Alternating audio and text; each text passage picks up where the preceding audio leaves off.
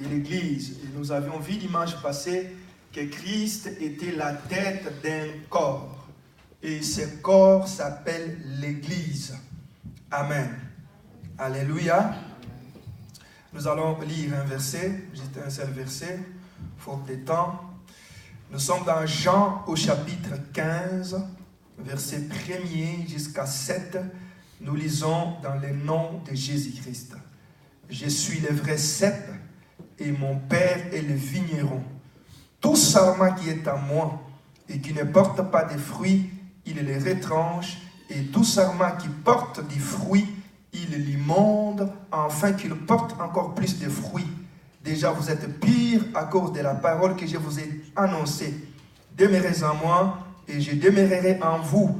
Comme le sarment ne peut de lui-même porter du fruit, s'il ne demeure attaché au cep, ainsi vous ne pouvez non plus, si vous ne demeurez en moi. Je suis le cep, vous êtes les sarments. Je suis celui qui demeure en moi et en qui je demeure porte beaucoup de fruits, car sans moi, vous ne pouvez rien faire. Si quelqu'un ne demeure pas en moi, il est jeté dehors. Si quelqu'un ne demeure pas en moi, il est jeté dehors comme les sarments, et il les sèche, puis on les ramasse, le sarment, puis on ramasse les sarments, on les jette au feu et ils brillent. 7. Si vous demeurez en moi et que mes paroles demeurent en vous, demandez ce que vous voudrez et cela vous sera accordé. Parole du Seigneur. Amen. Amen. Alléluia. Alléluia. Amen. J'aime la parole de Dieu. Amen. Amen. La parole de Dieu est formidable. Elle est merveilleuse. Elle est extraordinaire. Je nous supplierai cet après-midi de nous suivre avec une attention soutenue parce que nous voulons que tout le monde comprenne ce que nous sommes en train de dire et de faire en ces lieux. Alléluia. Parce que l'homme est un être rationnel. L'homme est un être qui réfléchit. L'homme n'est pas semblable à un animal. Un animal ne réfléchit pas. Mais l'homme réfléchit. L'homme se pose des questions. L'homme regarde son environnement. Il se demande tout un tas de choses. Et lorsque l'homme ne comprend pas la logique de la chose, c'est parfois possible qu'il ne puisse pas s'engager dans une chose, ou c'est aussi possible qu'il s'engage lorsqu'il comprend la logique, lorsqu'il comprend comment est-ce que les choses fonctionnent. C'est pourquoi, étant enfant de Dieu, il est extrêmement important que nous puissions avoir la culture de la lecture de la parole de Dieu. Alléluia. Alléluia. Alléluia. Il est extrêmement important que nous puissions développer en nous la culture de la lecture de la parole. Parce que lorsque tu lis la parole de Dieu, c'est là que tu te rends compte de ce que Dieu veut pour toi. C'est là que tu te rends compte comment est-ce que Dieu procède, comment est-ce que Dieu agit. Il ne suffit pas d'avoir un besoin, d'avoir une volonté, d'avoir un souhait, de faire une demande quelque part pour obtenir la réponse. Même dans ce monde où nous sommes bien aimés frères et sœurs, lorsque tu veux te rendre en France, tu dois demander qu'est-ce que je dois faire pour arriver en France. Et lorsque tu y arrives, on te dit voilà ce que tu peux remplir comme formulaire, voilà ce que tu peux dire, et en faisant ça, tu obtiendras le visa par exemple. Alléluia. Lorsque tu veux rencontrer même le chef d'État de ce monde, il ne suffit pas de se lever un matin et de dire « je vais aller rencontrer Trump ». Non, il y a des formulaires, il y a des principes que tu dois respecter pour les rencontrer. Est-ce qu'on est ensemble? Est-ce qu'on est ensemble? Dieu est un grand roi. Lorsque tu veux être visité par Dieu, il y a des principes que tu dois observer. Alléluia. Il y a des principes que tu dois respecter. Il y a des choses que tu dois faire. Il y a aussi des choses que tu ne dois pas faire. Beaucoup de chrétiens, nous cherchons Dieu, mais très peu de chrétiens sont visités par Dieu. Pourquoi? Parce que tout le monde prie, mais peu de gens font d'efforts, fournissent les efforts pour prier selon la volonté de Dieu. Est-ce qu'on est ensemble? Nous avions dit dimanche passé que l'église telle que nous sommes réunis là, nous sommes un corps. Et ce corps a une tête, a un chef. Ce ce chef s'appelle Jésus-Christ. Et nous avons dit que la Bible nous dit dans 1 Corinthiens chapitre 12, si vous lisez à partir du verset 27, que nous sommes les membres les uns les autres, chacun pour sa part, dans le corps de Christ qu'on appelle l'Église. Et nous avons dit que la vie du corps dépend de la tête. Dimanche passé. Pour que mes doigts vivent, pour que mes mains puissent vivre, bouger et tout, ça dépend de la tête. C'est pourquoi tous les membres du corps peuvent être amputés, mais seule la tête ne peut pas être amputée. Si on ampute la tête, c'est fini, c'est la mort. Alléluia. Quelqu'un peut vivre sans bras, il peut vivre sans pieds, il peut vivre sans les doigts, il peut vivre même sans l'œil, il peut vivre même avec beaucoup de choses. Il peut manquer certains membres. Mais s'il manque la tête, c'est la mort.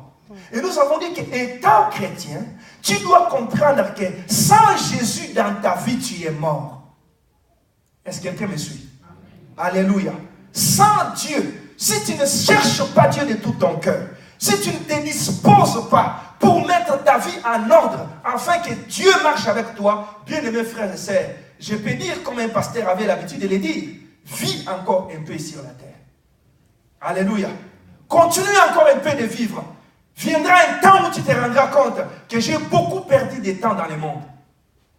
J'ai beaucoup perdu de temps inutile en faisant des choses inutiles alors que j'aurais pu mettre ma vie en ordre depuis longtemps et Dieu m'aurait visité aussi depuis longtemps. Alléluia. Est-ce qu'on est ensemble?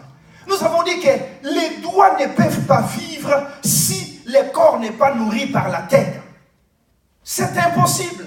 Si tu es un membre de Christ, comprends que tu dépends totalement de ton attachement à Christ. Alléluia. Parce que les gens peuvent te voir ce matin, le matin, en train de se préparer, en train de se lever. Il y a certaines personnes ici dans cette église, ils se lèvent presque 4 heures du matin. Ils font des choses, ils préparent les enfants, ainsi de suite. Pour arriver ici, nous, on se lève à peu près 10 heures déjà, on est debout, préparer les enfants, ainsi de suite. Mais les gens peuvent te poser la question, comme Dieu avait dit à Moïse, que lorsque ton fils et ta fille te demandera, pourquoi t'attaches-tu à Dieu? Pourquoi observes-tu les commandements de Dieu? Tu lui répondras que nous avons été esclaves en Égypte. Le Seigneur nous a tirés de l'Égypte pour que nous puissions les servir. Et notre bonheur dépend des choses que nous faisons. Amen. Alléluia. Amen. Alléluia. Amen. Si tu ne comprends pas que le bonheur de ta vie, la réussite, le succès de ta vie dépend de ta relation avec Dieu, bien-aimés frères et sœurs, je dirais tout simplement, vis encore un peu. Le monde où vous voyez, le monde où nous vivons, bien-aimé, si tu n'as pas Dieu, si tu ne marches pas pleinement dans la voie de Dieu, je te conseille même d'être sorcier et de finir l'éternité en enfer. Est-ce qu'on est ensemble? Alléluia. Parce que eux, ils ont leur maître. Leur maître leur donne un certain nombre de choses, mais ils finiront toute leur éternité en enfer. Ils ont accepté d'être sorciers et de bénéficier des jouets, des cadeaux que le diable offre à ses serviteurs. Ils ont accepté ça. Mais si tu n'es pas sorcier, alors attache-toi à Dieu pour de vrai. Est-ce que quelqu'un m'entend? Attache-toi à Dieu pour de vrai. Ne sois pas un chrétien vacillant. Un chrétien qui prie lorsque ça les tente, qui cherche Dieu quand tout va bien. Quand ça va mal, il se dit, oh ça va mal, ainsi de suite. Mais lorsque ça va mal, c'est là que tu dois réellement chercher Dieu pour que Dieu puisse changer ce malheur en bonheur. Alléluia. Est-ce que quelqu'un m'entend? Nous avions vu que le corps est un membre. Le corps est composé de plusieurs membres. Et chaque membre de notre corps dépend de la tête. Si la tête ne prend pas la nourriture, le corps ne pourra pas exister. Étant chrétien, il est extrêmement important que tu puisses être attaché à un corps. Et nous avons dit que ce corps-là, c'est l'Église. Alléluia. Et Dieu a organisé des choses de telle sorte que si tu es une main, tu ne peux pas t'attacher à la tête directement. Tu t'attaches au bras et le bras est connecté à la poitrine, ainsi de suite. Nous sommes comme ça, tel que nous sommes là, assis là sur le plan spirituel, nous formons un corps. Chacun de nous représente une partie quelque part dans le corps. Mais cette partie-là ne dépend que lorsqu'il demeure attaché dans le corps. C'est pourquoi nous avons dit que le but de Satan sur la terre, c'est de tout faire pour affaiblir l'Église. Est-ce qu'on est ensemble? Tout faire. Il il se bat comme pas possible. Il faut servir Dieu pour comprendre les attaques, comprendre comment l'ennemi s'acharne contre l'Église. Alors que tu te rendras compte, c'est que le diable sait la puissance de l'Église, alors que nous-mêmes les chrétiens, nous ne connaissons pas l'impact et la puissance de l'Église dans notre vie. Alléluia.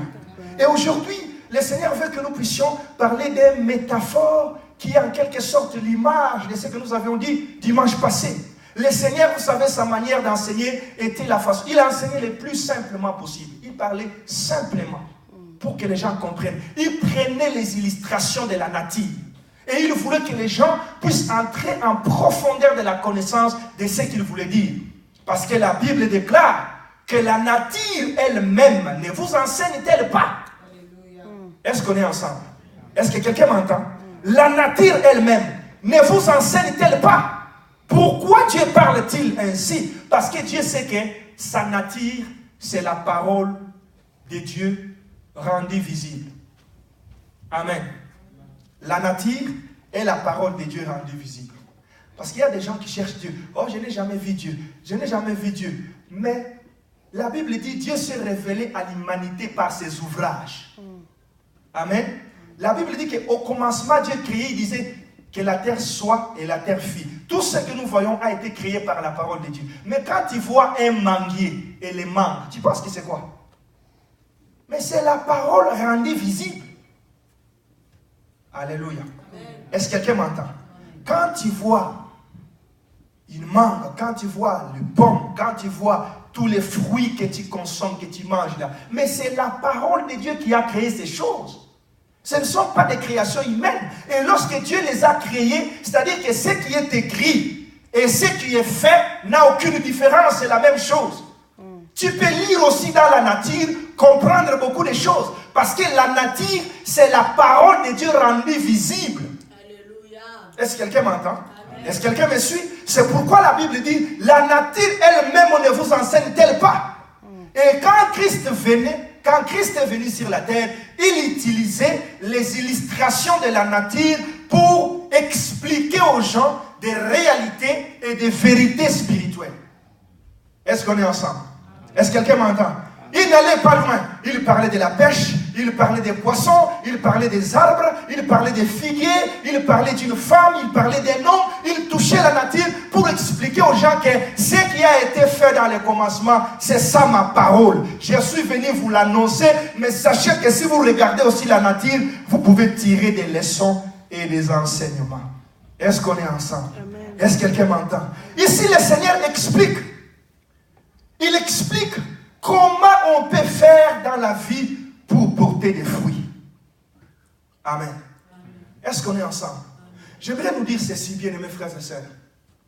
Dieu, la volonté de Dieu est que nous puissions porter des fruits. Et des fruits qui demeurent. Est-ce qu'on est ensemble? Dieu ne nous a pas créés pour rien. Dieu ne t'a pas créé parce qu'il n'avait pas quelque chose à faire. Alors il s'est dit, bon, je vais créer un Patrick, je vais lui envoyer sur la terre. Non. Dieu t'a créé pour un but.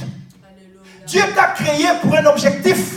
Et étant une créature de Dieu, tu dois absolument tout faire pour matérialiser l'objectif pour lequel Dieu t'a créé. Est-ce qu'on est ensemble? Est-ce que quelqu'un m'entend?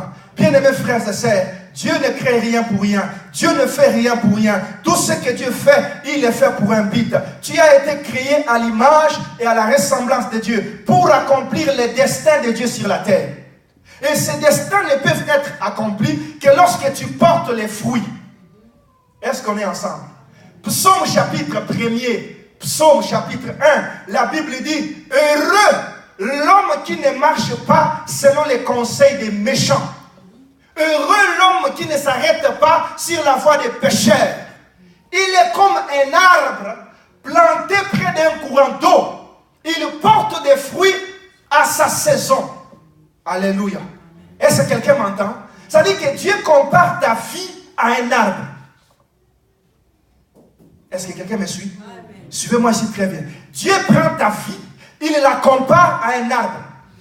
C'est-à-dire que si tu regardes les arbres, comment les arbres fonctionnent, qu'est-ce que les arbres font pour porter des fruits, tu peux analyser et devenir intelligent. Est-ce que quelqu'un m'entend? Est-ce que quelqu'un m'entend?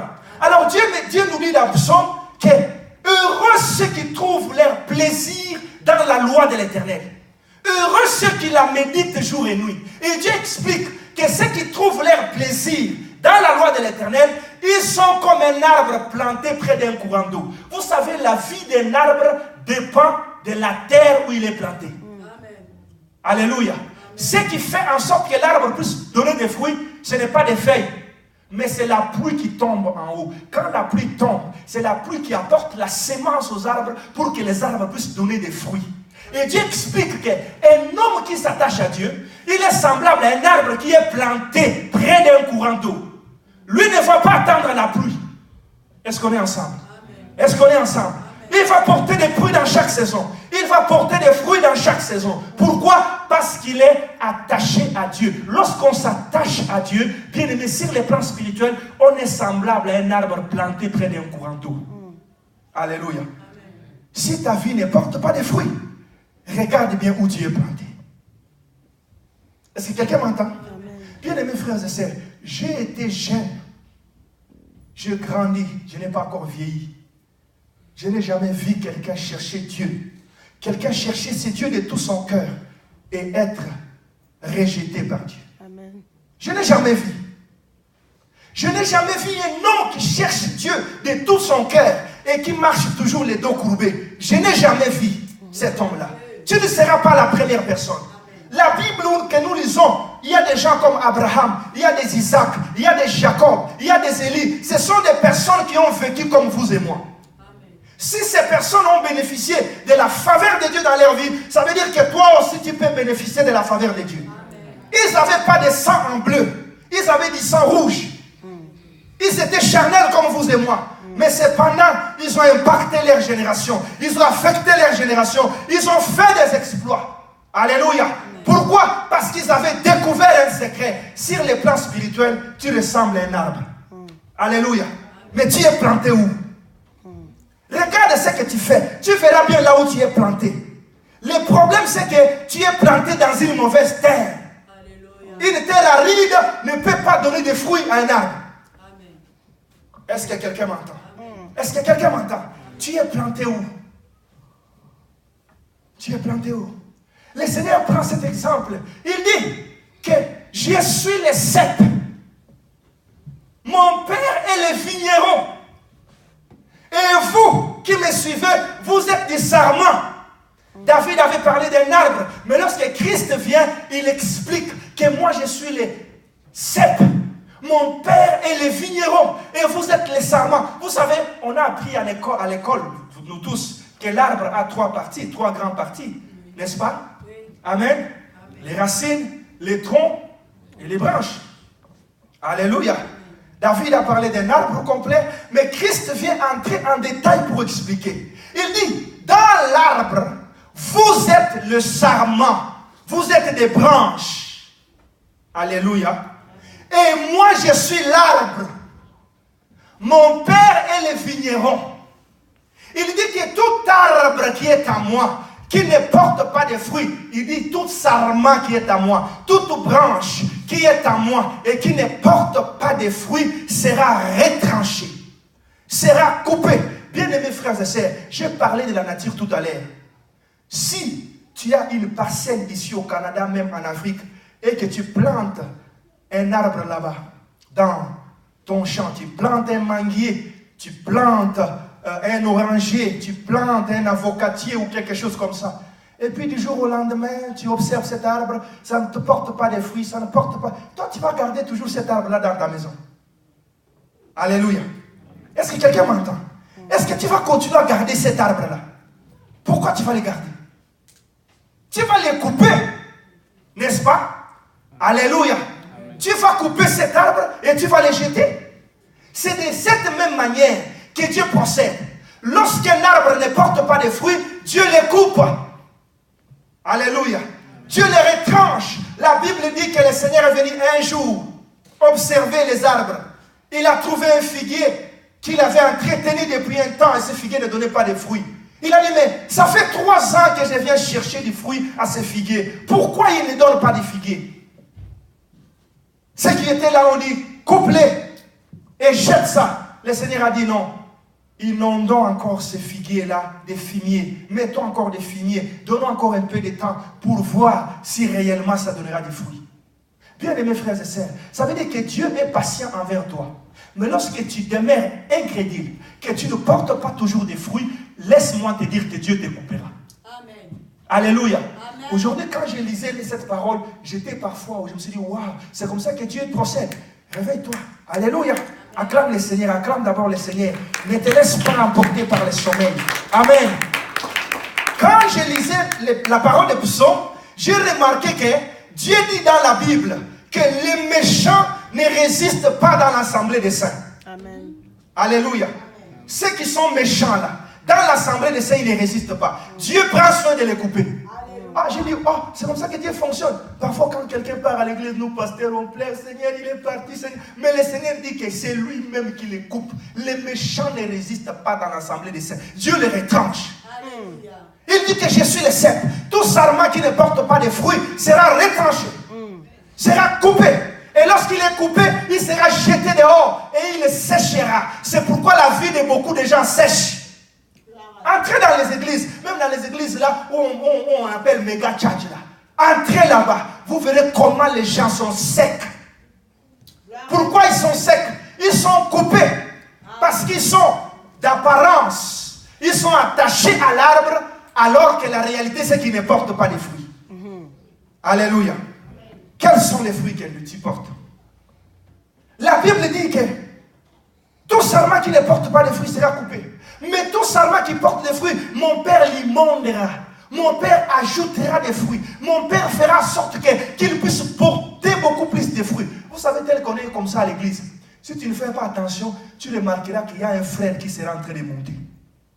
Il monte, il monte, il avance dans tous les domaines. Tout ce qu'il fait lui réussit comme le dit Psaume. Et tu te diras, mais qu'est-ce qui se passe? Est-ce que Dieu est injuste? Moi aussi je vais prier. Le problème c'est que Dieu a une façon simple de procéder. Qu'est-ce que Dieu fait?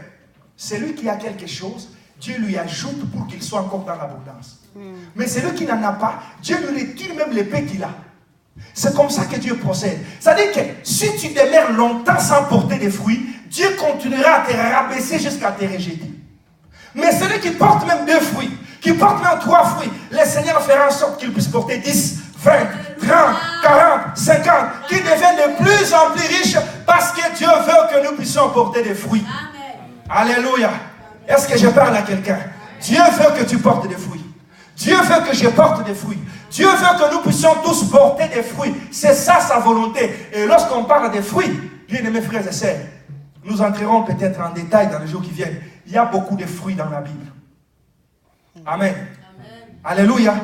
Il y a beaucoup de fruits. Il y a les fruits de nos lèvres. Il y a les fruits de nos mains.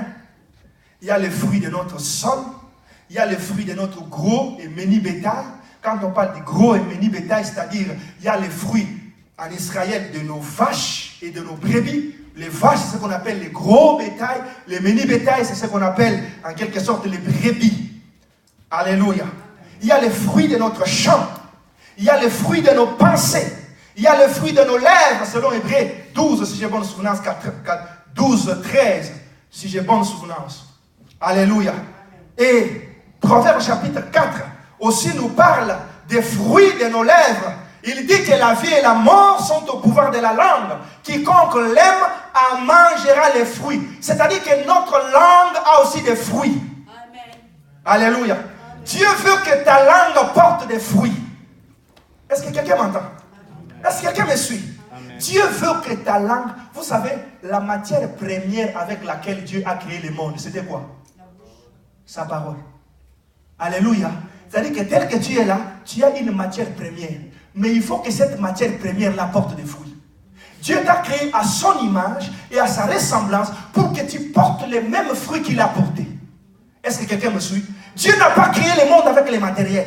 Dieu ne faisait que parler. Dieu ne faisait que parler. Dieu ne faisait que parler. Que la lumière soit. Que la lumière fût. Que la lumière soit. Que les montagnes soient. Que les arbres soient. Dieu ne faisait que parler. Ça veut dire que lorsque tu es dans la sécheresse, Dieu veut tout simplement que tu parles. Mais pour que ta parole ait l'impact, il faut que ta parole puisse porter des fruits. Et selon Jean chapitre 15, Tu ne peux pas porter des fruits lorsque tu ne demeures pas attaché à l'arbre.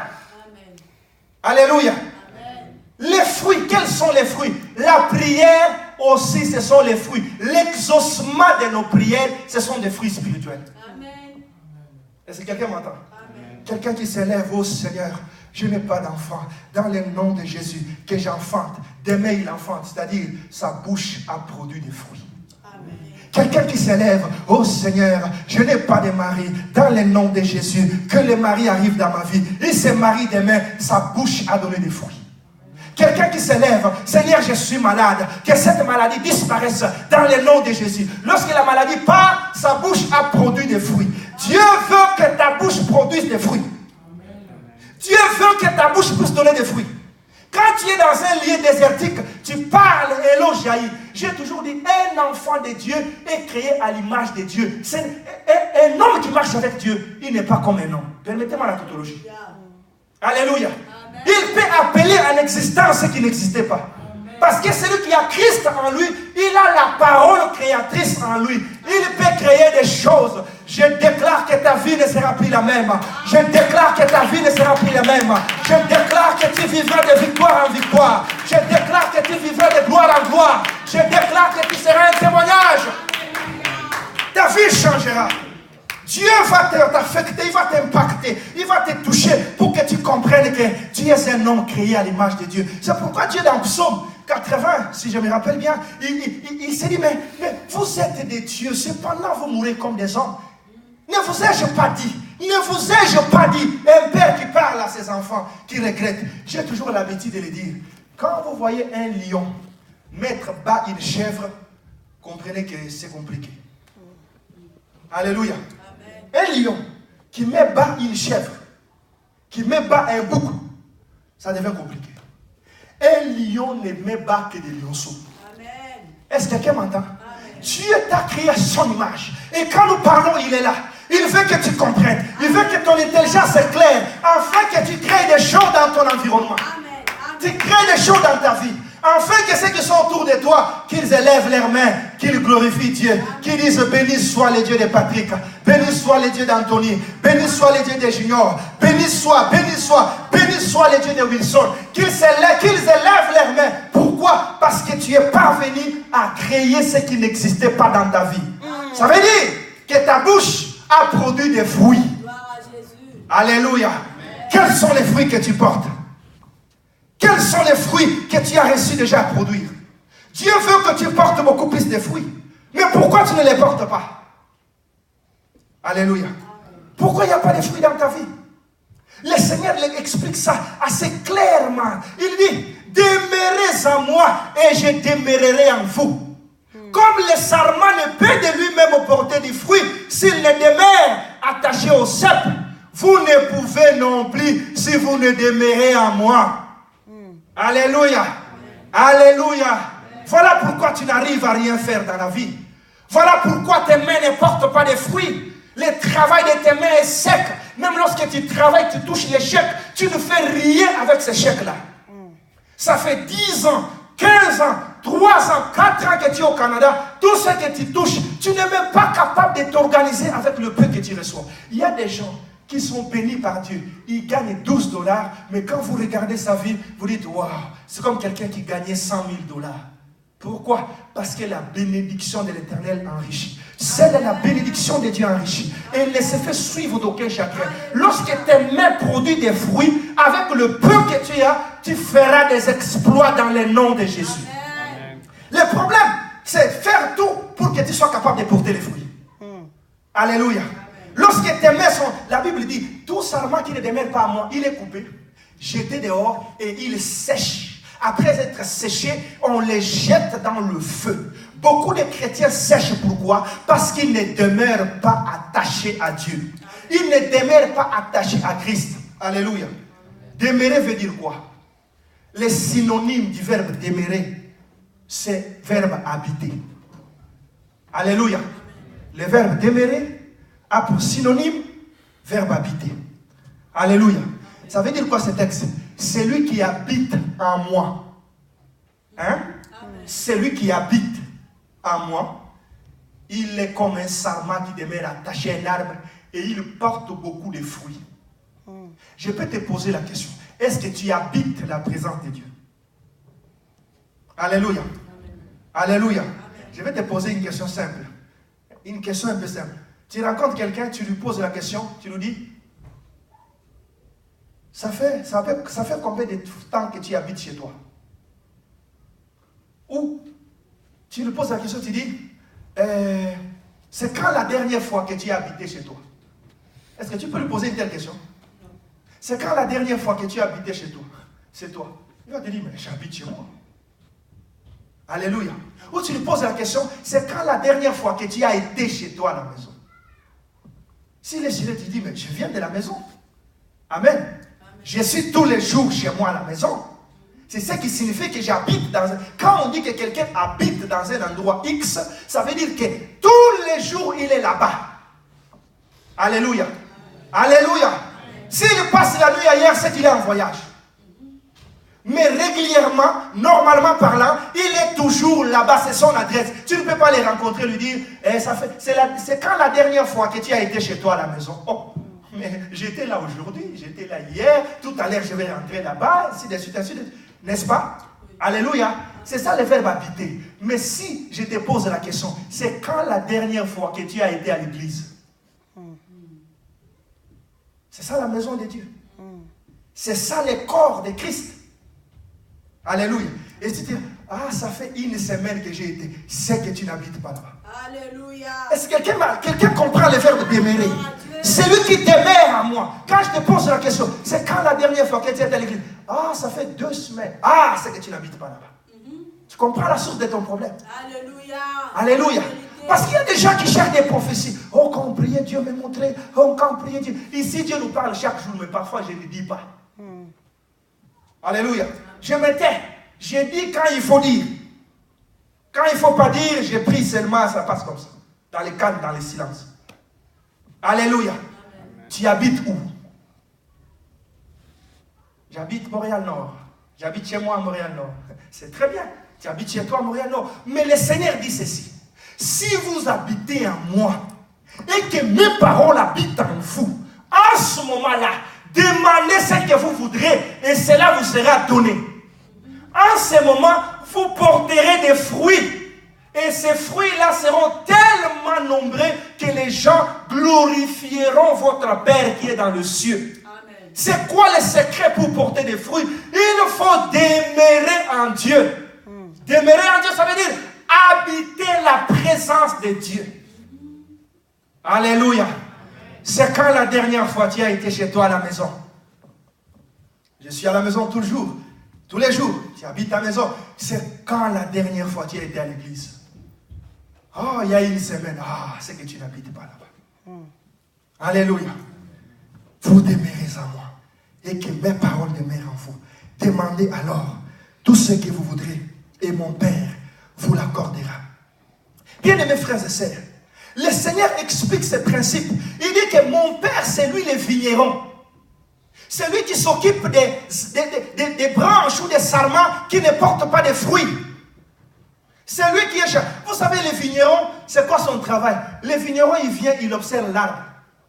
Et quand le vigneron observe l'arbre, pour que l'arbre porte des fruits, le vigneron ne s'occupe pas à arroser les feuilles pour que les feuilles puissent porter des fruits. Le vigneron arrose la racine, les racines. Est-ce qu'on est ensemble? Parce que ce sont les racines qui sont connectées à la terre. Quand les racines reçoivent de l'eau, ça reçoit la sève, cette sève monte jusqu'à ce qu'elle donne des fruits. Alléluia. La relation entre les branches et les troncs de l'arbre est faite de sorte que le vigneron arrose les troncs, il arrose les racines. Ce sont les racines qui sont chargées de donner des fruits au sarment. Est-ce qu'on est ensemble? Est-ce que quelqu'un me saisit? Cela veut dire quoi? Quand Dieu veut te bénir, toi, Dieu te bénit au travers de Jésus-Christ. Alléluia. Est-ce que quelqu'un m'entend? C'est pourquoi si vous lisez Éphésiens, allez lire tous les livres de l'Éphésiens, on te dira, en lui, nous avons été bénis. En lui, nous avons été bénis. En lui, nous avons été bénis. En lui, nous avons été bénis. Ce n'est pas en dehors de lui. Ça veut dire quoi? C'est pourquoi le Seigneur explique. Il dit que si vous ne demeurez pas en moi, vous ne pouvez rien faire. Amen. Oh, si quelqu'un me comprend. Amen. Est-ce que quelqu'un m'entend? Ça veut dire que tant et aussi longtemps, tu ne demeures pas en Christ, tu ne peux rien faire parce que les vignerons ne communiquent pas avec les branches. Il n'a que faire avec les branches. Lui, c'est l'arbre et les racines. Il arrose l'arbre, il arrose les racines. Ce sont les racines qui vont faire monter la sève pour que les branches donnent des fruits. Ça veut dire que si tu n'es pas attaché à l'arbre, tu n'auras rien. J'ai toujours dit, même si tu vas aller voir Tibiocho, prends l'avion, pars. Alléluia. Il y a des choses, il n'y a que toi et Dieu qui devez régler ces choses. Il n'y a que toi et Dieu. Tu dis à Dieu que Seigneur, j'ai besoin des fruits. Je vais voir des fruits. Je vais voir les fruits de mes entrailles. Quand auras-tu les fruits de tes entrailles? Alléluia. Et selon la Bible, tu ne peux pas porter ces fruits-là tant que tu ne demeures pas. Parce que les vignerons, lui, s'occupent de l'arbre, il s'occupe du tronc, il s'occupe des racines. C'est là où il se limite. Les restes là, les branches, le travail d'une branche, c'est qu'il doit tout faire pour qu'il demeure attaché à l'arbre. Alléluia. Amen. Alléluia.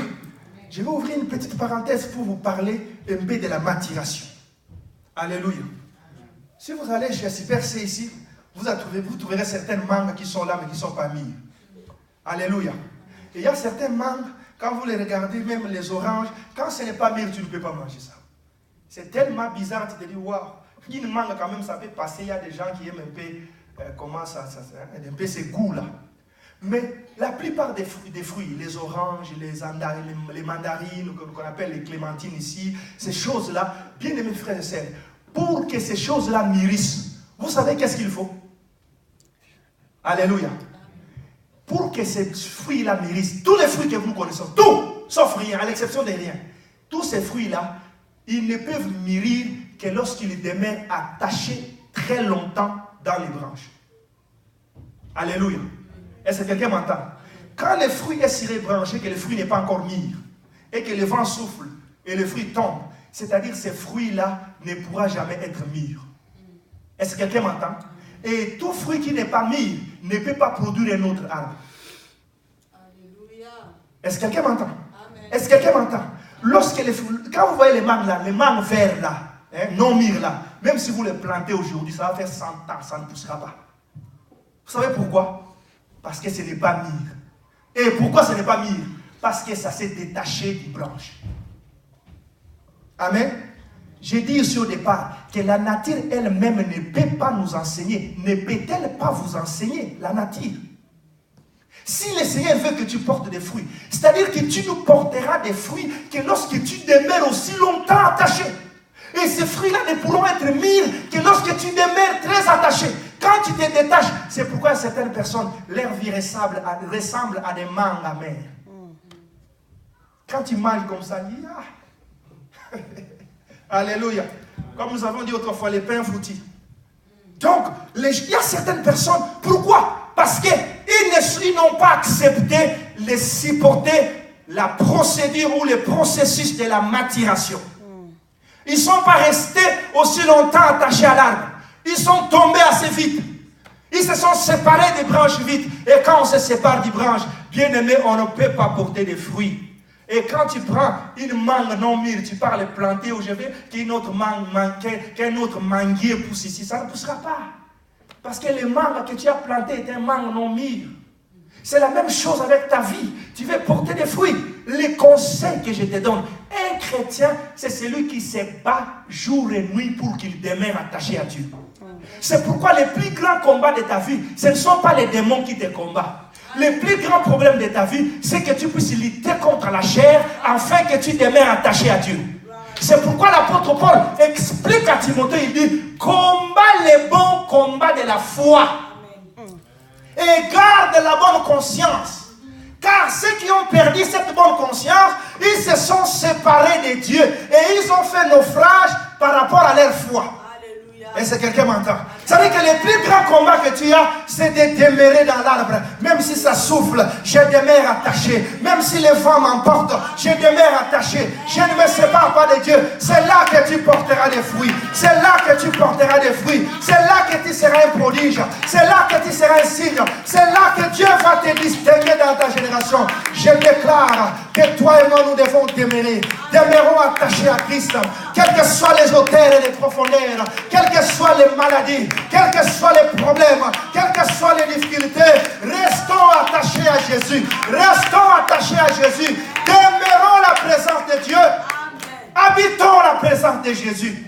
Habitons la présence de Jésus. Tu feras des choses que Dieu fera dans ta vie. C'est Dieu que nous prêchons. Ce n'est pas un homme. Que ce ne soit pas aujourd'hui, même pas demain, après-demain, le lendemain. Dieu fera des choses extraordinaires dans ta vie. Parce que c'est Dieu que nous prêchons. Il n'est pas un homme. Si tu demeures en lui, bien-aimés frères et sœurs, aucune autre situation ne pourra te balloter sur la terre. Tu auras la sève qui vient de l'arbre parce qu'il y a un véritable vigneron qui s'appelle Dieu Tout-Puissant, qui arrose les racines, qui arrose les troncs qui est Jésus. Et Jésus, lorsqu'il nous porte, quelle est cette maladie qui peut te vaincre?